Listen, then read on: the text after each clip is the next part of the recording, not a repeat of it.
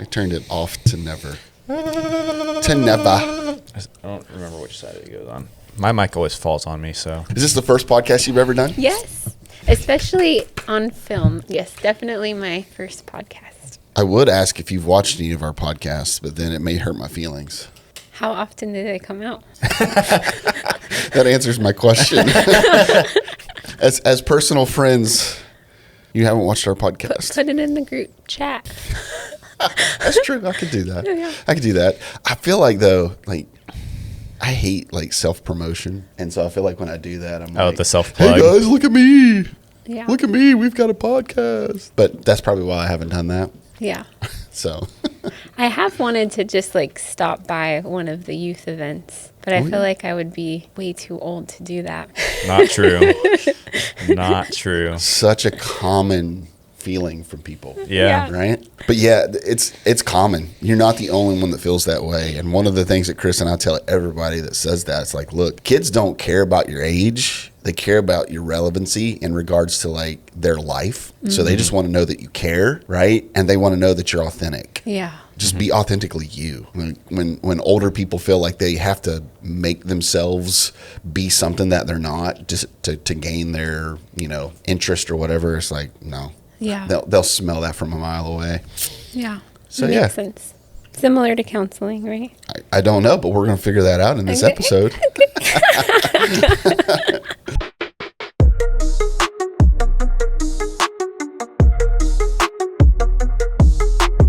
Welcome to this month's episode with Journeyland. We have a special guest today. Since this will be coming out during Mental Health Awareness Month, we have a personal friend of myself and my wife. We've known Jess and her family for, I think we were trying to figure it out, like at least 5 years. Yeah, I think. And so we'll have her kind of share a little bit of what she does, but we're excited that Jess, you're on the pod today. Yes, I'm excited to be here. Thank you for having me. Awesome. I'm glad we were able to make it happen. And we're excited to kind of hear your thoughts on mental health and how our students can find either help with that or have tools, practical tools that they can use in their everyday life. And so that's kind of where we'll get to. But before we get into that, tell us a little bit about yourself, kind of just your background, and let us know who we're talking to. So I am Jess Gibson. I'm married. I have 4 kids. 3 of them are my stepkids. Okay. And then one is my own, and that's a journey that I'm on. Mm-hmm. And I'm also a mental health counselor. I'm the owner of Creation Counseling. We have 2 locations in the area. One's in Daytona and one's in Port Orange. And there's 11 of us on staff. And yeah, God's really just opened that door wide for me to kind of like minister to this group of people. It is a faith-based like organization, and we've got some really awesome things coming up. So it's been cool in the last couple of years to walk in that like leadership role. Yeah. So that's pretty much me. That's other awesome. than, my other life, like, hobbies and stuff like that I don't think you care about. No, that's awesome. I think you covered that well. So for you, what led you down the path of counseling and this kind of profession that you've chosen? So I have always known that I wanted to help people, like from a very young age. I can remember being like, I'm going to be a pediatrician because I want to work with kids. And then when I got into high school... And then she had 4 kids. She was like, wait a second. All right, sorry. So getting into high school, I realized I wasn't so great at like math and science, but I was really great with people. And I remember I was 16. I took my very first psychology class, and I aced it. I loved the teacher. I loved the material I was learning. And that was like very much like at the beginning of my relationship with the Lord. And I really felt it as a calling. Like I remember like reading the definition of psychology, which is the study of the human mind. And I was like, wow, I love people and I want to know like their stories and their mind, and just being so fascinated by it, and really feeling like, the Lord in that time was like, this is what I've made you for. Wow. And so I knew very young, maybe that was when my life, like, choices like changed, meaning like I started living a healthier lifestyle, like understanding what mental health really meant. And I even, not to go like too far into like family history, but my brother was actually diagnosed paranoid schizophrenic when I was 10 years old. Wow. And he was 10 years older than me. He was my dad's from a previous marriage.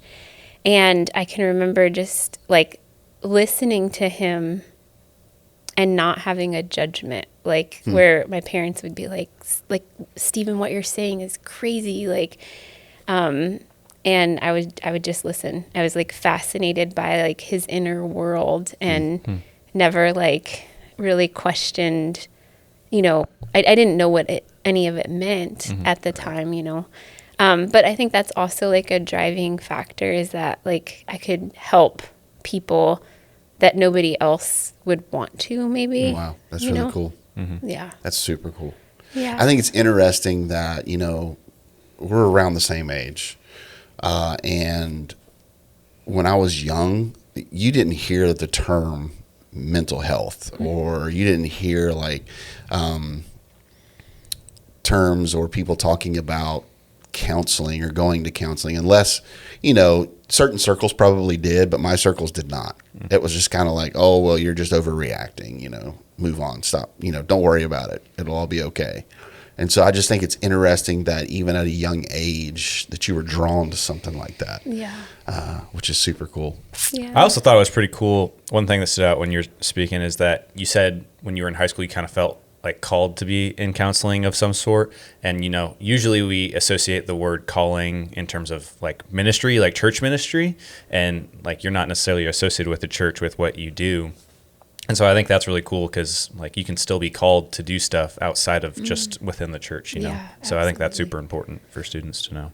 Yeah, no, that's great. That's a real great observation. Because too, like, you probably have a better reach from where you're setting, not being, say, a pastor or a teacher within a church, but being outside, being able to minister to people that may never even come in the doors of a church. And so it's super cool that you're able to take Jesus to them in what you do. Yeah. That's super cool. So some questions we have, right? And so we kind of prepared some questions, and so we're going to kind of go through those. Again, the goal here is to give you guys some practical things, but also to understand how we can, or when we do need to seek help for some of this stuff, right? And so one of the first questions I thought of when we were going to sit down and have this pod was, there's a huge talk right now about manifesting things, right? And so I grew up in the church, so I used to call that name it and claim it. It was just a faith-based teaching that was like, when you speak it, if you speak it enough, it's going to happen. There's things that I've spoken in my life and it didn't happen. And honestly, it had me wrestling with God with some of those situations. So, but now the world thinks it's popular to talk about this manifestation thing, and they're not even talking really about like biblical concepts. So for you, being in counseling and setting with people, are you seeing a wave of people talking about what's the word, like positive self-talk, or is that even something that you talk about in your counseling from a biblical perspective? Yeah. So I would say, one of the coolest things that I figured out in my journey, like of being a Christian and studying psychology, is that the two can benefit from each other, right? So a lot of times it's like psychology is evil, right? But if we pair the wisdom of psychology with the revelation of God's word, they really like align pretty like interesting.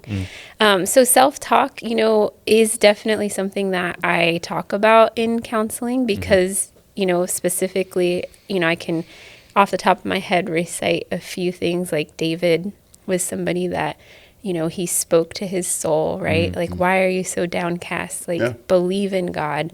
And, you know, that verse, and this really is part of where I centered like my theory, because in counseling, there's like different theories that you can like follow, but I use a lot of cognitive behavioral therapy because of that verse that talks about like whatever a man is like thinks in his heart, so is he. Yeah. And so if you're walking around thinking I'm stupid and I'm never going to amount to anything, you likely will follow that direction or that path. Like, so I don't know if that's necessarily like manifestation, but that you will follow that, like that trail of thoughts, right? Like, I'm stupid. I can't do anything. I can't go to school. You know, I just need to work at this bar and, you know, do whatever. Right. Right. And so really like, you know, encouraging yourself, I don't think is a bad thing. I think that's very biblical, like to encourage yourself in your faith and who God says that you are. And then affirmations, you know, there is, you know, neuroscience that tells us that, you know, the brain is plastic, which means that we can recreate like a thought isn't concrete. It can be changed. And so if, you know, you grew up in an environment that was very negative and very hostile, and your belief about yourself was that you, let's go back to would never amount to anything, you can change that thought. So actually, here's proof that I will amount to something. And your neurochemistry actually does change when that new thought comes in. And it takes a lot of work. It's called cognitive restructuring, but you actually have to tell yourself that every day, right? Like, I can amount to something. Here's the proof. Here's the evidence.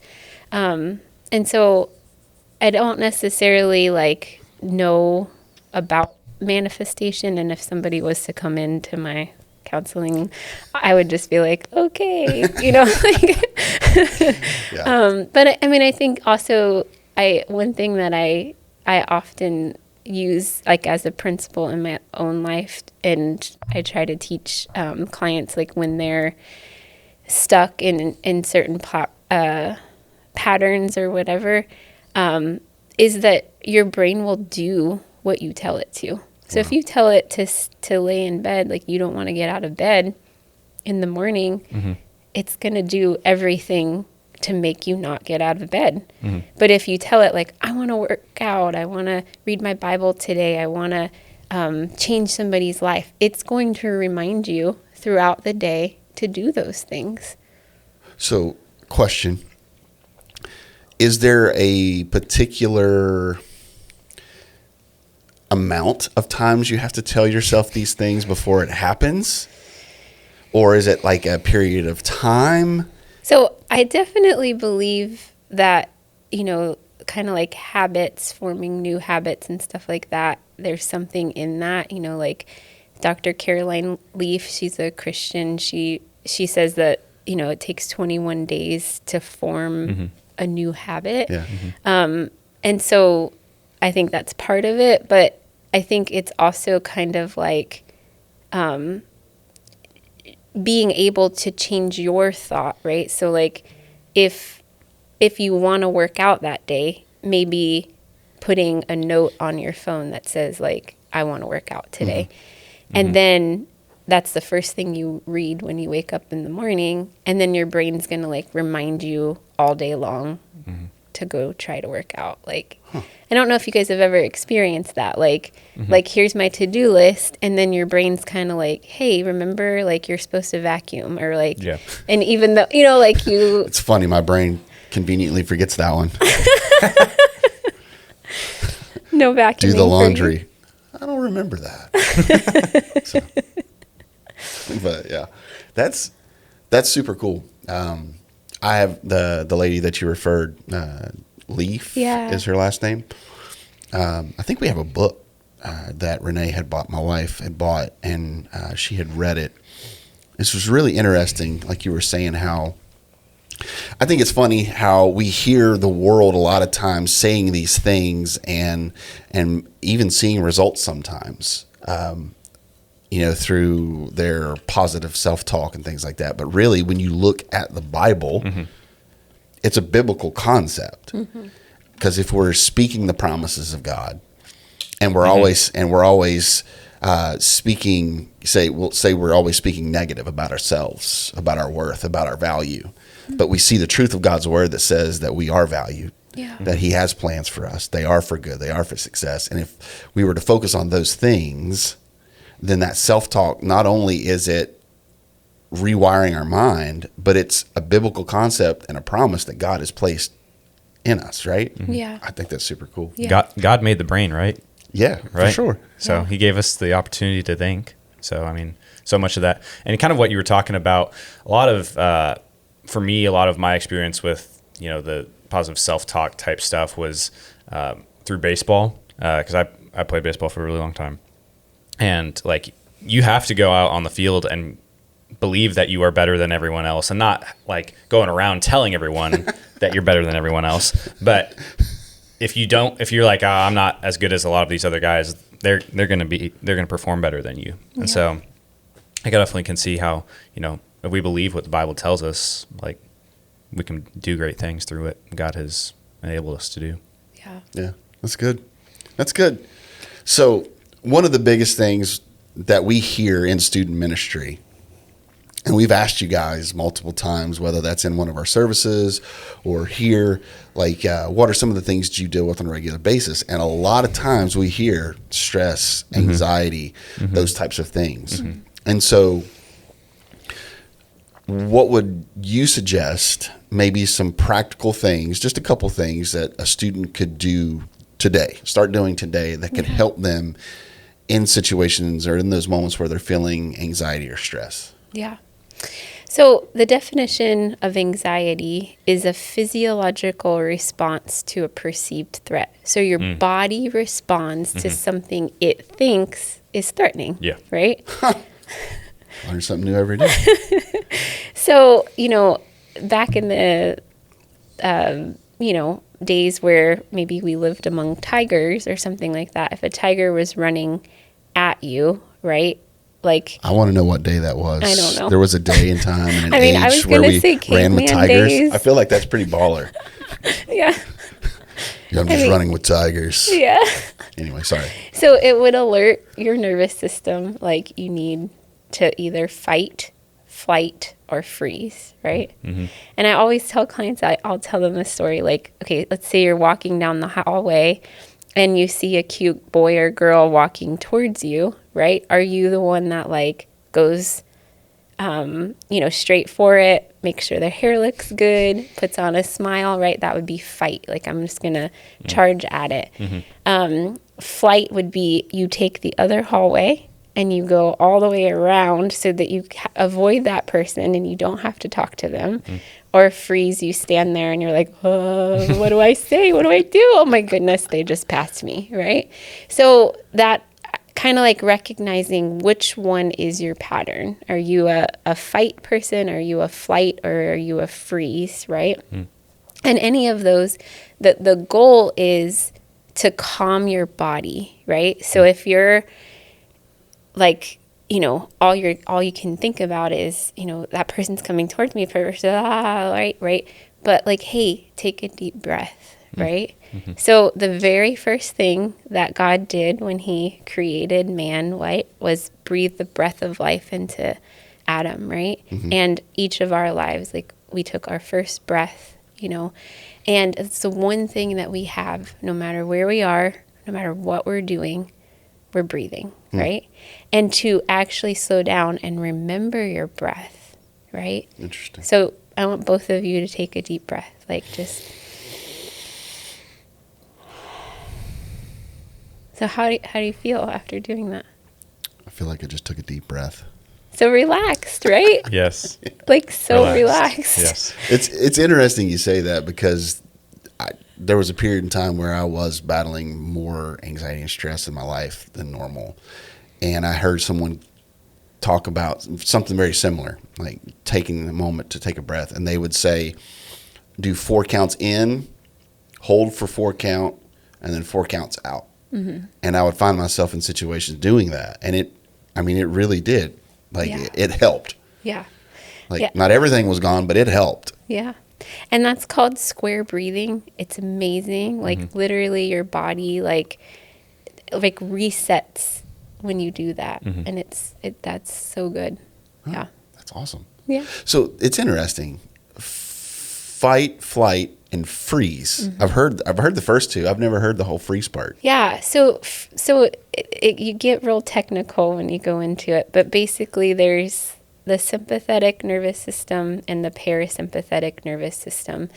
And, depending on your life, like if you lived kind of like a traumatic upbringing, freezing would be something similar to kind of like shutting down. Okay. Huh. Yeah. So it's like you don't know what to do. You're frozen in a way. And if you think about like tiger days, whenever those were, it's so that the tiger can't see you, right? Huh. Like if I don't move, like T-Rex, like if I don't move, he doesn't know I'm here. Right. Okay. Exactly. Yeah. I like T-Rex. So would you say, because it's easy to say like the flight one is not a good response and the freeze one is not necessarily a good response, but could the fight response be like the incorrect response as well? Yeah, because there might be no reason to fight, right? Like if somebody cuts you off in traffic, like true. That is such a good point. Wow. Okay. Yeah. Like it's not necessarily going to help anything, right? You Okay. can't ram into the back of that guy for, Makes sense. That's good. Yeah. So breathe. So take time to breathe. Yeah. In those situations. Yeah, and then another thought that I have, and I tell this, like, I'm giving you guys all of my good stuff. So, like, and it's for free, y'all. Hey. Just for you guys. Is that people are always more concerned about themselves than they ever are about you. Yeah. So, like, a lot of times teens, like, will have this added stress of what do people think of me? Like, if they tease me, are they being funny or am I being made fun of, right? And in reality, I think I learned that, coming out of high school and going into college. Like, I remember thinking, like, high school was such a big deal. And then I went into college and nobody cared, like, Right. And so, and I think that, like, it feels like such a crucial time when you're in it because you're like, you care so much about what other people think of you.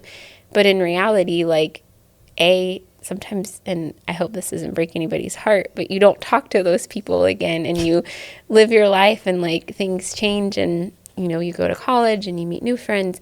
And so that idea that, like, even the bully, when he or she is picking on you or making fun of you in some way, they're more concerned about how they look. Am I looking cool to my friends here when I do this? People laughing when I'm saying this, or is it causing this person like the reaction that I want from them type deal? Yeah, exactly. It's interesting. Yeah. And so I think, like, recognizing that like you, like, as a teenager, you're your own unique, like, person created in Christ to do great things.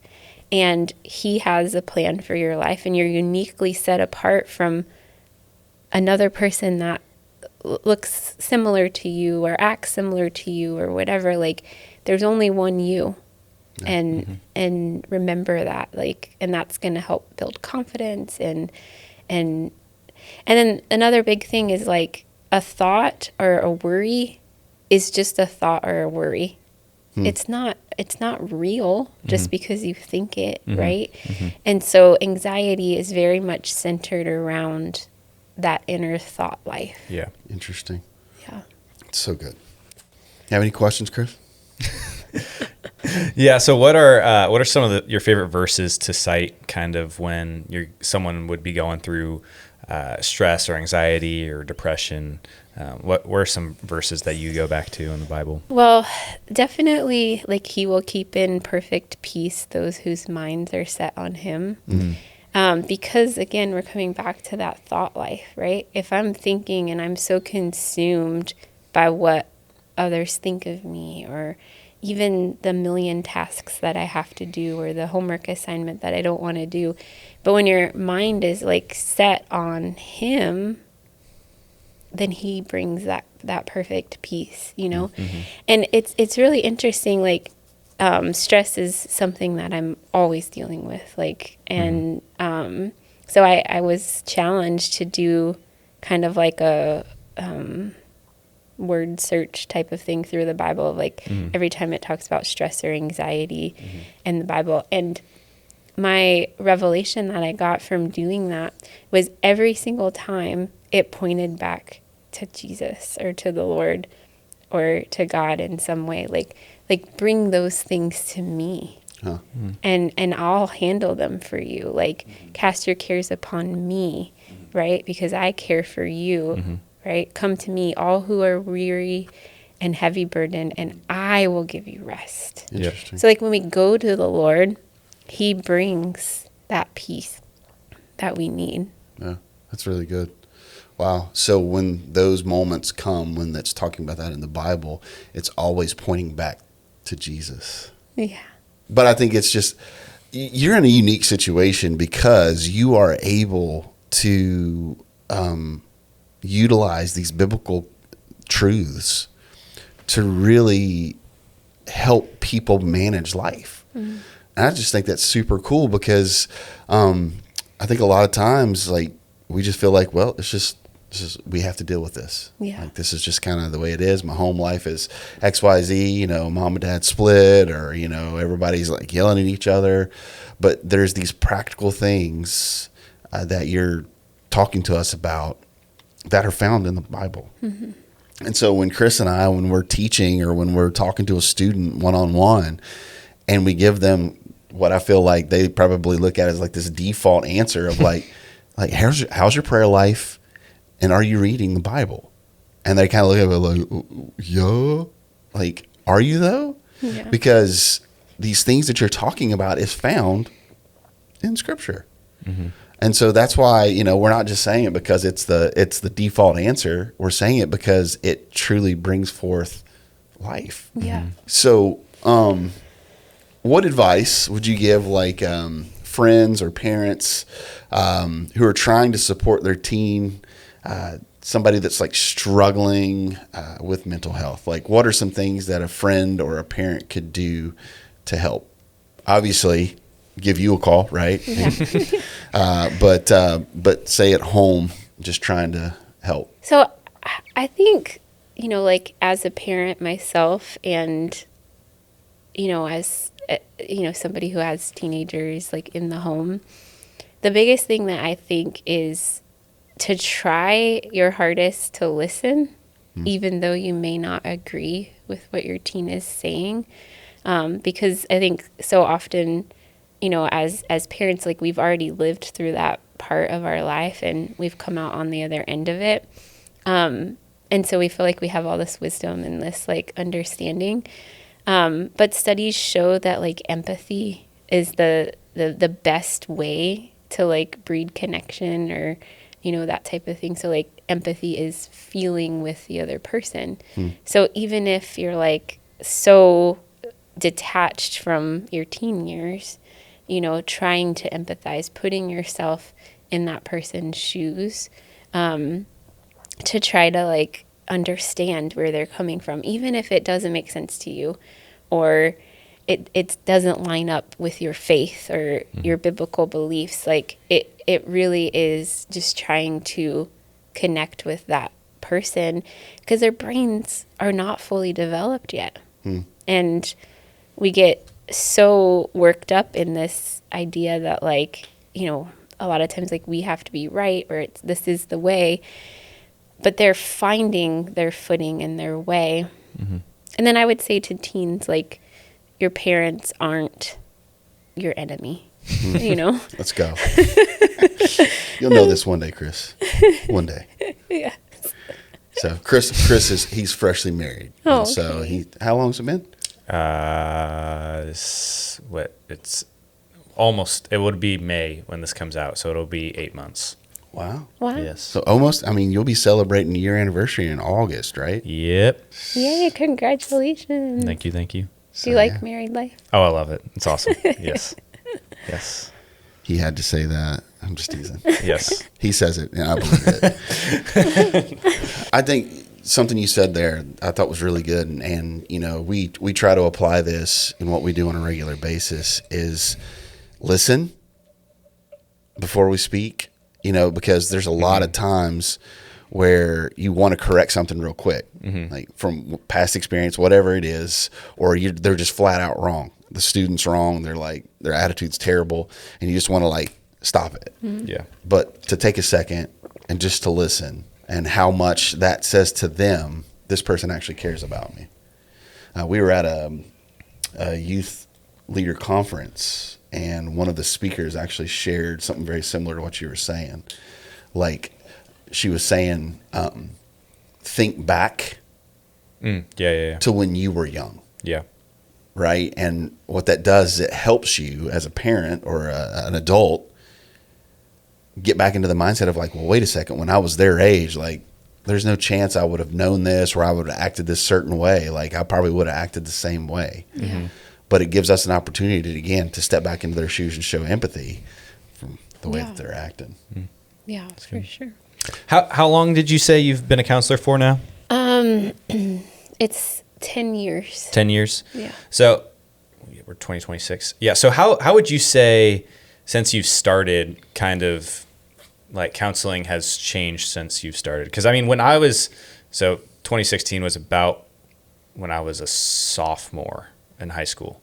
And kind of in that area, like junior, senior year, mental health was starting to become more prevalent. So how would you say you've seen the shift in terms of, you know, counseling and mental health awareness?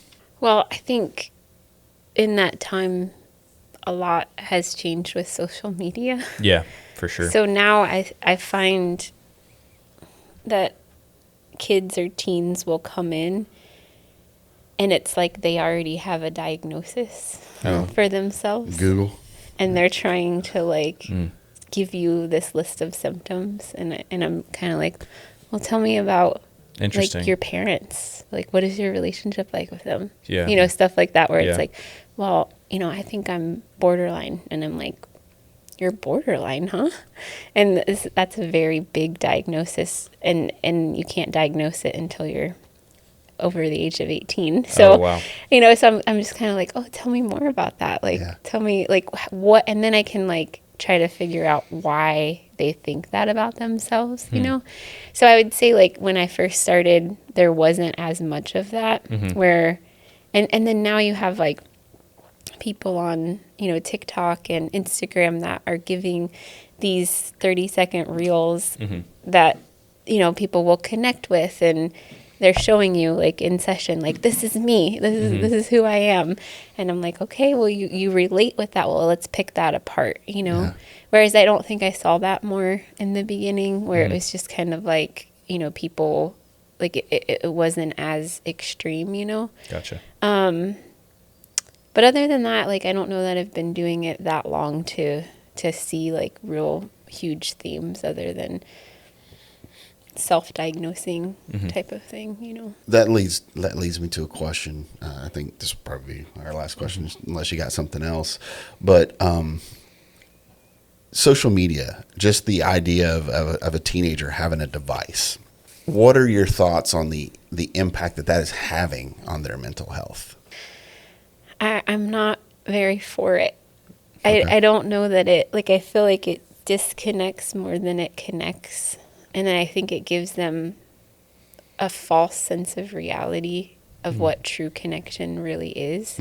And so I think it interferes with their mental health, because now they can connect on DMs and stuff like that with men or, women or whatever, or young teenagers, like they can connect, but can they actually connect in person? Yeah. Yeah. And so I think that it's pretty harmful, but obviously there's a culture of people where it's really good for, people that would maybe never come out of the house are meeting people, and that type of thing. I think it's interesting though, because you were saying it's a false sense of reality, right? And so much of what students are watching, like it just influenced them so much, right? And so it's almost like it's their truth. And there's something that you said earlier was talking about when we were talking about like the things that we think about ourselves. And comparison is huge. Yeah. And social media is the last place you want to go for a healthy dose of like, I'm great. Yeah. Right? Yeah. Because like, you are always going to find someone who's doing something better than you, that's smarter than you, that looks better than you, whatever. And even as an adult, that's something that you have to be mindful of. The thief of all joy, right? Yeah. So that's a really good. I feel like that's a really good perspective on like just social medias and just the downfall of it. And I'm like you. I mean, obviously, this is a part of social media. Like YouTube is a part of social media, but like people leveraging the tool that was created, which was a great thing, for good rather than the opposite. Yeah. So. Well, it's really interesting if you look at Gen Alpha, which is 2010 and to present, or maybe it's a couple years ago was the last year that it ended. But they are the first generation that has grown up with the iPhone their entire generation, right? And so, but we have also seen over, I don't know how long it's been, but we've also seen the age of puberty has shifted to earlier in adolescence. And so kids are growing up faster and they're being equipped with phones at the same time, right? And so it's like it's all happening really, really fast, and it's really easy to fall into the anxiety and the stress and depression all really quickly at a young age. Interesting. So I wonder, mentally, since they're being bombarded with all this information at such a young age, if that is effectively, or it's affecting their physical body. Because you're saying like they're reaching puberty early. Yeah. And they're exposed to these devices at an early age. So mentally, they're maturing, right? Because of the knowledge or the things that they've been exposed to. I wonder if that's what's... It's possible. Because you had said something earlier that was something like is a psychological response to a physiological... You said it so much better than I did, but it has something to do with psychological and physiological. Like a physiological response to a perceived threat. Got it. So something like your body thinks is threatening. Got it. So meeting that person is threatening, right? But in reality, it's not. It just, you've isolated for so long that people seem scary. You're telling yourself this narrative that things are going to happen that chances are won't. Yeah. That's good stuff, God. I mean, I've gotten stuff out of this. I don't know about you guys. But we need to wrap it up. And so we just want to give you an opportunity just to share, like, if somebody is looking for counseling, how can they contact you, get a hold of your company, and get some help? Yeah. So we are on social media. We are at creation.counseling for Instagram, Creation Counseling for Facebook, and then good old-fashioned website, creationcounseling.net, and then creationcounseling.daytonabeach.com. And we have phone number that I do not have memorized. That's okay. Yeah. We'll put it in the link or whatever like that. So I don't have the church's number memorized either. So. Yeah. Right. I was just trying to look. I've got my little like cheat sheet on my wall of like all the extensions, and it has the number on the top. I'm like, yes. I know it starts with 386. Yeah. That's good. And then we have some community nights that we do every couple months to try to get the community involved for free. We do have workshops that we do and a couple different groups that we run every so often. So definitely keep, looking at That's awesome. Yeah. Well, Jess, thank you. Thank you for taking the time out of your busy schedule to come and hang out with us. Thank you for having me. This is awesome. So I know we've again, we're personal friends. Our families, we get together occasionally and have dinner and hang out, and so we've talked about this before, and so it's pretty cool to be able to actually make it happen. Yeah, that's awesome. Yeah. Thanks, All right. guys. All right, y'all. Well, thanks for joining us for another episode of Journeyland. We hope to see you guys next time. Make sure to like, comment, subscribe, and we'll see you guys next time. Peace. See ya. Yay.